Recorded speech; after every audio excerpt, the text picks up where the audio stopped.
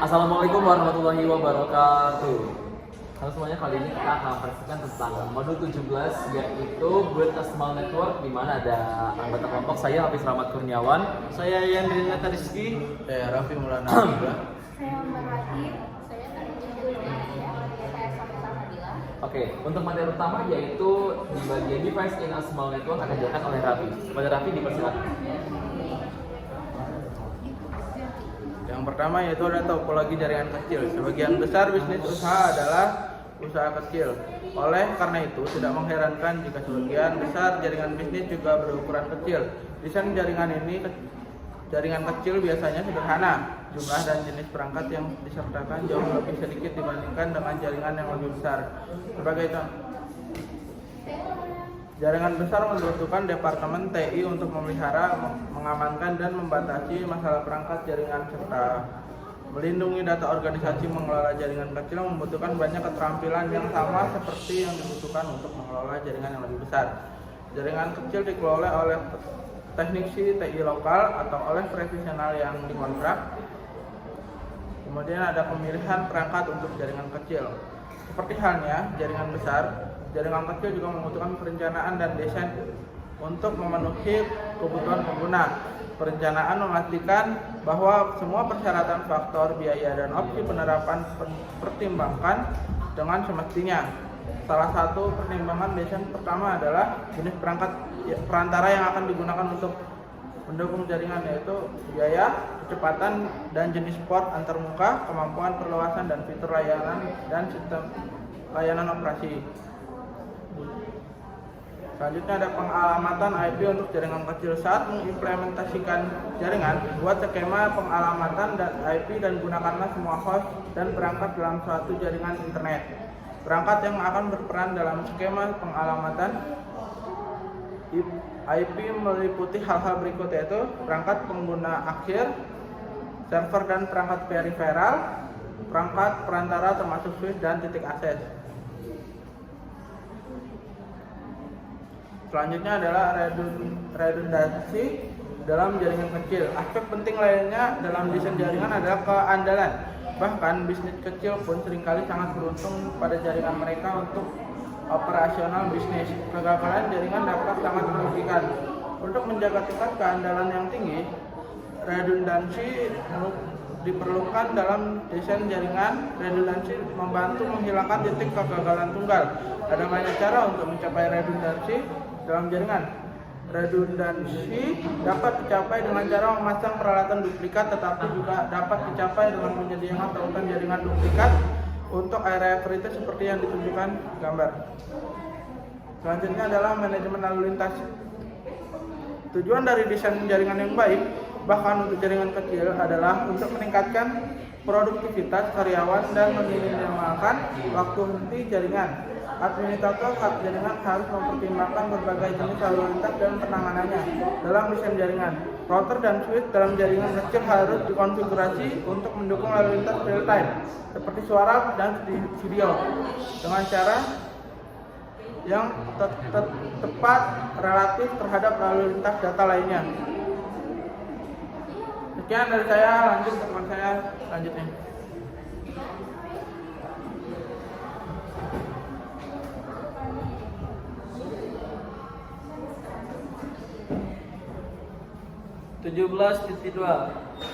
Smart Network Application and Protocol. 17.2.1 Com aplikasi membahas aplikasi jaringan yang umum digunakan seperti web, email, chat, dan berbagai file. 17.2.2 Com Protocol menjelaskan protokol yang mendukung komunikasi jaringan seperti HTTP atau HTTPS, FTP, DNS, SMTP, dan IMF. 17.2.3 Voice and Video Application membahas layanan suara dan video.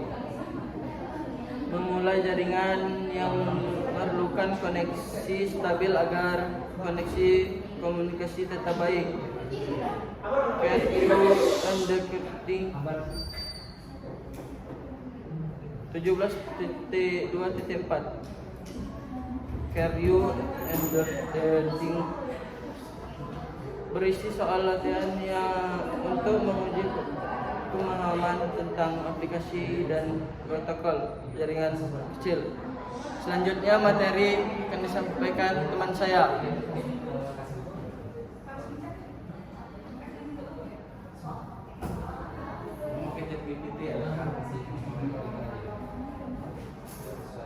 Oke, selanjutnya saya akan melanjutkan 17.3 itu ada scale to large networks. Yang pertama ada small network growth, adalah jaringan kecil dapat berkembang seiring bertambahnya pengguna, perangkat, dan layanan. Saat jaringan berkembang, diperlukan penambahan perangkat jaringan serta perencanaan agar tetap efisien dan mudah dikelola. Selanjutnya ada protokol analisis. Jadi protokol analisis itu digunakan untuk memantau dan memahami lalu lintas data pada jaringan, membantu mendeteksi masalah jaringan, menganalisis paket data, dan memastikan komunikasi berjalan dengan baik. Selanjutnya ada MPLO, Network Utilization. Administrator jaringan perlu mengetahui bagaimana karyawan menggunakan jaringan. Nah, informasi ini membantu mengelola bandwidth, meningkatkan performa jaringan, dan merencanakan pengembangan jaringan di masa depan. Nah, jadi scale to large network ini adalah untuk menguji pemahaman tentang pengembangan jaringan, analisis protokol, dan pemanfaatan jaringan oleh pengguna. Selanjutnya akan dilanjutkan oleh rekan saya.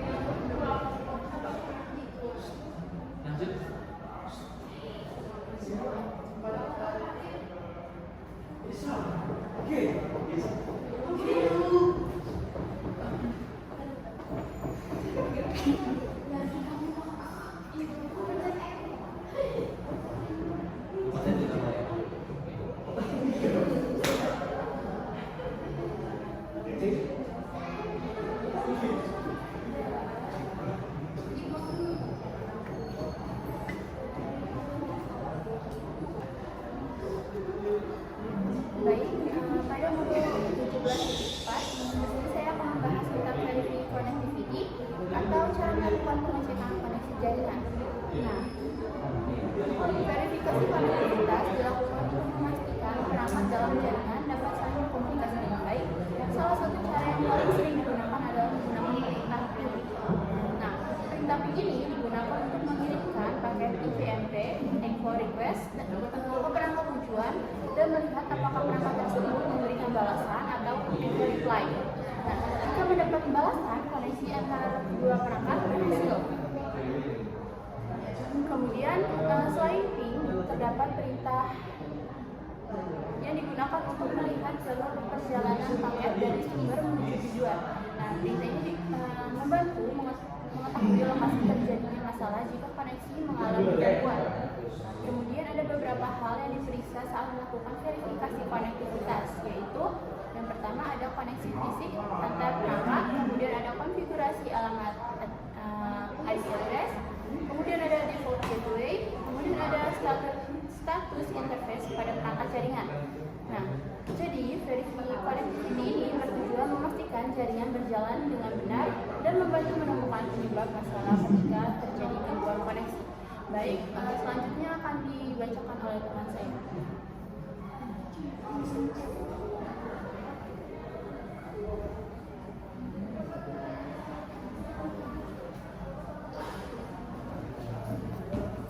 Selanjutnya adalah 17.5.1 yaitu konfigurasi IP pada host Windows.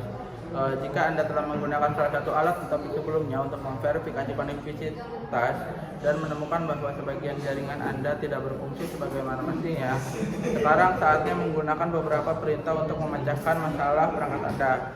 Perintah host dan IOS dapat membantu Anda menentukan apakah masalahnya terletak pada pengalamatan IP perangkat Anda yang merupakan masalah jaringan umum. Memeriksa pengalamatan IP pada perangkat host adalah praktik umum dalam jaringan untuk memverifikasi dan memecahkan masalah konektivitas dari ujung ke ujung. Di Windows 10, Anda dapat mengakses detail alamat IP dari pusat jaringan dan berbagi seperti yang ditunjukkan pada gambar. Selanjutnya ada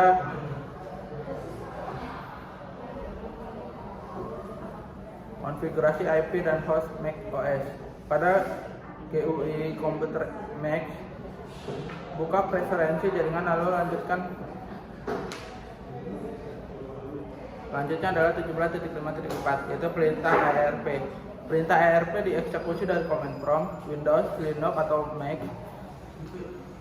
Perintah ini mencantumkan semua perangkat yang saat ini ada di cache ARP host yang mencakup alamat IPv4, alamat fisik dan jenis pengalamatan statis ataupun dinamis untuk setiap perangkat. Yaitu perintah ARP -a menampilkan alamat IP dan alamat MAC yang diketahui. Perhatikan bagaimana alamat IP 10.0.0.5 tidak termasuk dalam daftar. Ini karena cache ARP hanya menampilkan informasi dari perangkat yang baru saja diakses. Untuk memastikan cache ARP terisi, ping perangkat agar perangkat tersebut memiliki entry dalam tabel ARP. Misalnya PCA melakukan ping ke 10.5.0.0.5, maka cache ARP akan berisi entry untuk alamat IP tersebut. Selanjutnya adalah perintah umum untuk menampilkan ditinjau kembali. Sama seperti perintah dan utilitas yang digunakan untuk memverifikasi konfigurasi host, perintah juga dapat digunakan untuk memverifikasi antarmuka perangkat perantara. Cisco iOS menyediakan perintah untuk memverifikasi pengoperasian antarmuka router dan switch. Perintah dari Cisco iOS show menampilkan informasi relevan tentang konfigurasi dan pengoperasian perangkat. Teknisi jaringan menggunakan perintah show secara ekstensif untuk melihat konfigurasi, memeriksa status antarmuka dan proses perangkat, serta memverifikasi status operasional perangkat. Status hampir setiap proses atau fungsi router dapat ditampilkan menggunakan perintah show.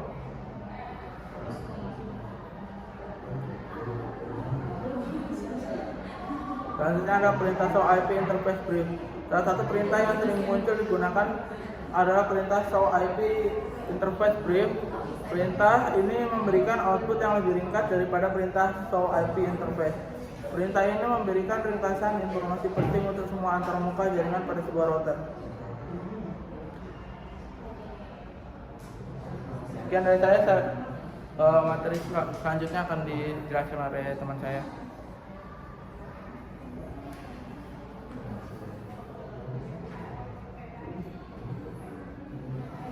Oke, dan kita akan masuk ke 17.6 ya, itu troubleshooting methodology.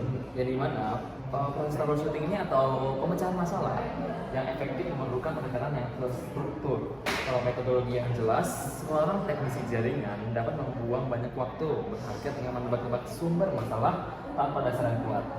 Oke, yang pertama itu ada basic troubleshooting approaches, yang dimana bagian ini membahas langkah-langkah dasar dan sistematis yang umumnya digunakan untuk mengidentifikasi dan menyelesaikan masalah jaringan.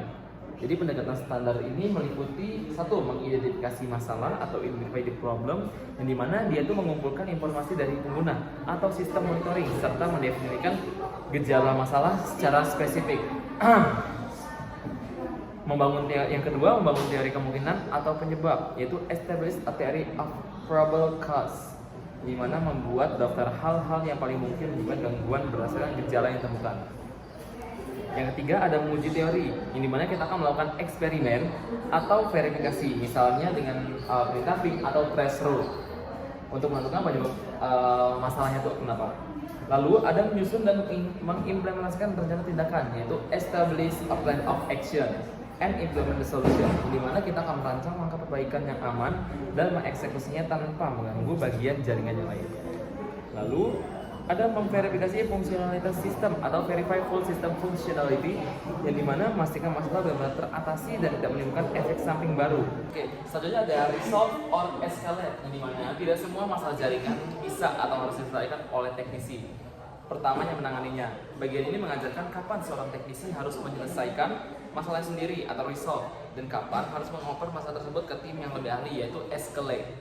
Ini mana resolve itu menyelesaikan dilakukan jika masalah berada dalam ruang lingkup wewenang pengetahuan dan memiliki dokumentasi penyelesaian yang jelas, misalnya kabel terputus atau salah konfigurasi IP dasar. Lalu ada escalate atau eskalasi di mana masalah harus segera diteruskan ke tingkatan yang lebih tinggi, seperti tier 2, tier 3, atau pihak ketiga atau vendor perangkat jika masalah terlalu kompleks, membutuhkan hak akses atau privilege yang lebih tinggi, atau jika batas penanganan SLA (Service Level Agreement) hampir habis namun solusi belum ditemukan. Lalu di 17.6.3 debug command, yang dimana perintah debug merupakan salah satu alat paling kuat sekaligus berisiko dalam Cisco atau iOS. Fungsinya menampilkan aktivitas proses internal, lalu lintas data dan status protokol secara real time langsung. Berbeda dengan perintah show yang hanya memberikan gambaran statis snapshot dari kondisi tersebut. Lalu peringatan, yang dimana penggunaan proses debug mengkonsumsi resource CPU yang sangat tinggi jika dijalankan pada router atau switch produksi yang sedang padat lalu lintas datanya. Jadi perintah ini dapat membuat perangkat hang atau mengalami kelumpuhan crash. Lalu yang terakhir ada the terminal monitor command, yang dimana saat Anda terhubung ke perangkat Cisco menggunakan koneksi jarak jauh seperti SSH atau Telnet, perangkat secara default tidak akan menampilkan pesan log system ataupun output dari perintah debug, yang dimana langsung ke layar terminal Anda dan juga pesan tersebut hanya ke koneksi konsol. Oke, untuk selanjutnya akan dijelaskan oleh kawan saya.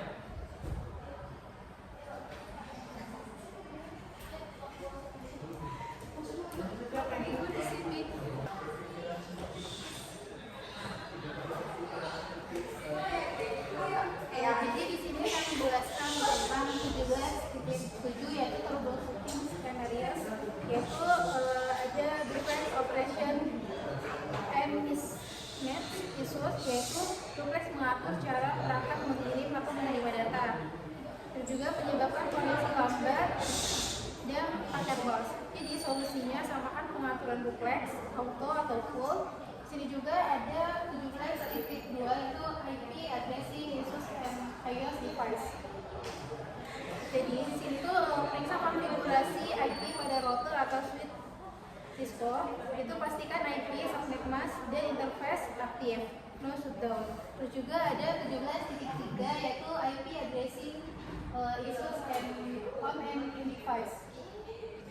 Di sini pastikan IP address, subnet mask, default gateway, dan DNS sudah benar, yaitu jika memakai DHCP pastikan perangkat mendapat IP yang valid. Juga 17.7.4 yaitu default gateway issues. Default gateway digunakan untuk mengakses jaringan lain. Gateway yang salah membuat perangkat hanya bisa berkomunikasi di jaringan lokal. Juga 17.7.5 troubleshooting DNS issues. Jadi DNS ini mengubah nama domain menjadi alamat IP. Jika DNS bermasalah, website tidak bisa mengakses menggunakan nama domain. Ada juga di sini 17.7.6 yaitu paket tracer troubleshoot connectivity issue. Jadi di sini praktek mencari dan memperbaiki masalah konektivitas di Cisco paket tracer. Makanya meliputi memeriksa kabel, IP address, subnet mask, gateway, DNS, dan konfigurasi router atau switch.